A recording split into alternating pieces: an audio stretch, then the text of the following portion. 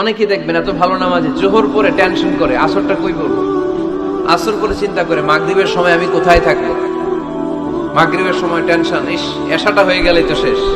এরকম লোক আছে না নাই? এদেরকে সেই কঠিন ভয়াবহ দিনে আরশের নিচে ছায়া দিবে কে?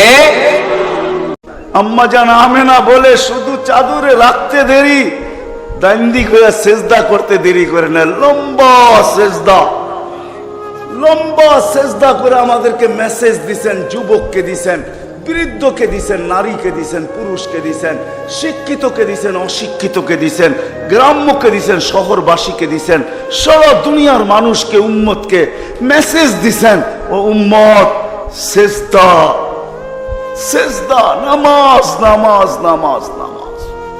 নামাজ ছাড়া আমার কাছে কোনো পরিচয় নাই।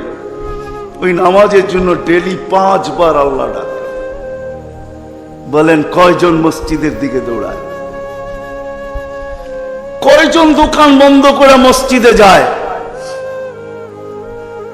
কয়জন হাট ছেড়া, আরে বাদেই দিলাম দোকান ছাড়লেন না, আজানের আওয়াজ শুনলো আর কয়জন দোকানের ভিতরে যায় নামাজ বিছায়?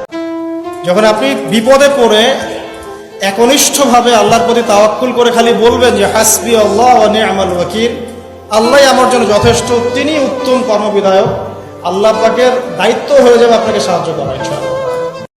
যুবকরা শোনো, বোনেরা শোনেন, মায়েরা শোনেন, জীবনে যাই করেন আর তাই করেন, কখনো কোনো ভুল ব্যক্তির মায়ায় অতিরিক্ত লেভেলে পড়া যাবে না।